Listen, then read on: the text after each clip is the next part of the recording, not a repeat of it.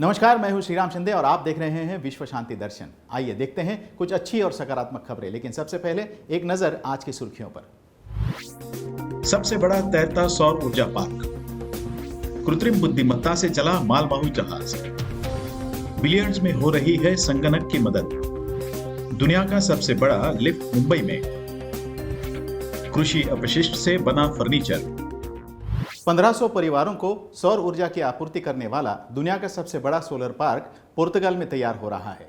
लेते हैं ज्यादा जानकारी। यूरोप का सबसे बड़ा तैरता सौर पार्क शुरू करने के लिए पुर्तगाल अब तैयार है। जुलाई में यूरोप के सबसे बड़े तैरते सोलर पार्क को शुरू करने की तैयारी में 2 टगबोटों ने 4 फुटबॉल मैदानों के आकार की 12,000 सौर पैनलों की एक विशाल सरणी को पुर्तगाल के अल्केवा जलाशय पर स्थानांतरित किया गया। ये चमकदार तैरता द्वीप ईंधन पर निर्भरता में कटौती करने की पुर्तगाल की योजना का हिस्सा है। अल्कोवा जलाशय पर स्थापित ये पैनल, जिनका उपयोग जल विद्युत ऊर्जा उत्पन्न करने के लिए किया जाता है, एक वर्ष में लगभग 7 गीगावाट प्रति घंटा बिजली का उत्पादन करेंगे और लिथियम बैटरी द्वारा इस बिजली को संरक्षित करेंगे। ये सौर पैनल 1500 परिवारों के लिए बिजली की 1/3 जरूरतों की आपूर्ति करने के लिए सक्षम है। टोक्यो से निकला एक वाणिज्यिक जहाज 500 मीटर तक कृत्रिम बुद्धिमत्ता के आधार पर चला। दुनिया में पहली बार ऐसी यात्रा मानवीय हस्तक्षेप के बिना हुई है। टोक्यो खाड़ी से निकले सुजाका जहाज ने लगभग 500 मील की अपनी यात्रा पूरी तरह से कृत्रिम बुद्धिमत्ता के आधार पर पूरी की।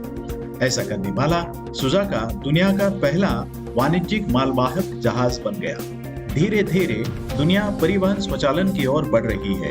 इस यात्रा के लिए सुरक्षा प्रणाली में 6 ऑनबोर्ड कैमरे शामिल थे। सुजाका पर एक कैमरा चौकीदार के रूप में काम करने के लिए स्थापित किया गया था, जो real time data detection, tracking, वर्गीकरण, रेंज अनुमान और 360 डिग्री दृश्य प्रदान करता था। टोक्यो में एक फ्लीट ऑपरेशन सेंटर ने जहाज से आने वाली सभी जानकारी पर नजर रखी। सुजाका ने टोक्यो खाड़ी से अपनी यात्रा शुरू की और 491 मील की यात्रा 40 घंटों में पूरी की। इस दौरान मालवाहक जहाज पर नौवहन सॉफ्टवेयर ने मानव की मदद के बिना 107 टकराव से बचने के युद्धाभ्यास किए और इस जहाज को 400-500 जहाजों के बीच से सफलतापूर्वक निकाला। एक विशिष्ट संगणक प्रणाली का उपयोग बिलियर्ड जैसा खेल खेलने के लिए किया जा सकता है। कैसे? आइए देखते हैं।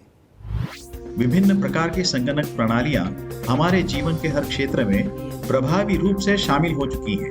हर काम आजकल संगणक प्रणाली की मदद से किया जा रहा है। क्रीड़ा क्षेत्र में भी इसका अनुभव किया जा रहा है, लेकिन आज तक क्रीड़ा क्षेत्र में संगणक प्रणालियां खेल के मैदान के बाहर, मतलब क्रीड़ा व्यवस्थापन के अलावा प्रशिक्षण और तंदुरुस्ती के लिए इनका उपयोग किया जा रहा था। लेकिन अब आधुनिक संगणक प्रणाली खेल के मैदान में भी खिलाड़ियों की सहायता करेगी। आर्टिफिशियल रियलिटी या संवर्धित वास्तविकता प्रणाली अब बिलियर्ड जैसे खेलों में शॉट्स को संरेखित करने में खिलाड़ियों की मदद करेगी। इस प्रणाली का नाम है AR टूल, जो बिलियर्ड टेबल, संगणक, ओवरहेड कैमरा और प्रोजेक्टर की सहायता से चलती है। असल में ये एक भौतिक सिमुलेटर है जो अन्य गेंदों और पॉकेट्स के संबंध में खिलाड़ी की क्यू बॉल के स्थान को देखते हुए सर्वश्रेष्ठ शॉट का सुझाव देता है। पहली सार्वजनिक रिलीज के बाद इस प्रणाली को पुरस्कार प्राप्त हुए और AR टूल को कई अंतर्राष्ट्रीय प्रौद्योगिकी प्रदर्शनों में भाग लेने के लिए आमंत्रित किया गया। मुंबई को मिला दुनिया का सबसे बड़ा एलिवेटर। एक साथ 200 लोगों को ले जाने की क्षमता इसमें है। 200 से अधिक लोगों को ले जाने की क्षमता वाली दुनिया की सबसे बड़ी लिफ्ट मुंबई में बांद्रा कुर्ला कॉम्प्लेक्स में जियो कन्वेंशन सेंटर में हाल ही में शुरू की गई। राष्ट्रीय प्रौद्योगिकी दिवस के अवसर पर इस अनोखे एलिवेटर का उद्घाटन किया गया। ये लिफ्ट दुनिया का सबसे भारी भी है, जिसका वजन 16 टन है और इसका क्षेत्र 25.78 वर्ग मीटर है।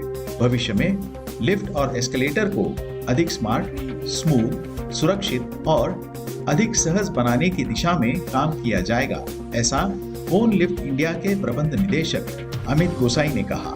राष्ट्रीय प्रौद्योगिकी दिवस 11 मई 1998 से भारत की तकनीकी प्रगति को मनाने के लिए मनाया जाता है, जब देश ने राजस्थान के पोखरण में सफलतापूर्वक परमाणु परीक्षण किया था। पुणे का एक स्टार्टअप कचरे को मूल्यवर्धित उत्पादों में बदलने के साथ साथ किसानों को अतिरिक्त आय का स्रोत देने का काम कर रहा है। सुनते हैं ये खबर विस्तार से। कई वर्षों से वायु प्रदूषण से निपटने के लिए फसल अपशिष्ट कुप्रबंधन और पराली जलाना विवाद का एक प्रमुख कारण रहे हैं। इस मुद्दे को हल करने के कई प्रयास अभी तक स्थायी फल नहीं देख पाए हैं। ग्वालियर के इंजीनियर शुभम सिंह को 2017 में पहली बार इस समस्या का अनुभव हुआ। इसी से क्रस्ट मतलब कृषि अपशिष्ट का विचार अंकुरित हुआ। अपने रासायनिक इंजीनियरिंग ज्ञान का उपयोग करते हुए सिंह ने खेत के कचरे को बेहतर उपयोग में लाने के तरीके तलाशने का फैसला किया। आज उनका पुणे स्थित स्टार्टअप क्रस्ट कृषि कचरे को मूल्यवर्धित उत्पादनों में बदलने के साथ साथ किसानों को अतिरिक्त आय का स्रोत देने का काम कर रहा है। वर्तमान में क्रस्ट टीम धान के खेतों के अवशेषों, गेहूं, जौ, सरसों और गन्ने की खेती से प्राप्त कचरे के साथ काम कर रही है। क्रस्ट ने पर्यावरण के अनुकूल उत्पादकों की एक श्रृंखला का प्रदर्शन किया है और पर्यावरण को लेकर बढ़ती जागरूकता के साथ उनके उत्पादनों की मांग भी बढ़ रही है। इसी के साथ आज के न्यूज मैगजीन में यहीं पर रुकते हैं। देखते रहिए विश्व शांति दर्शन। धन्यवाद।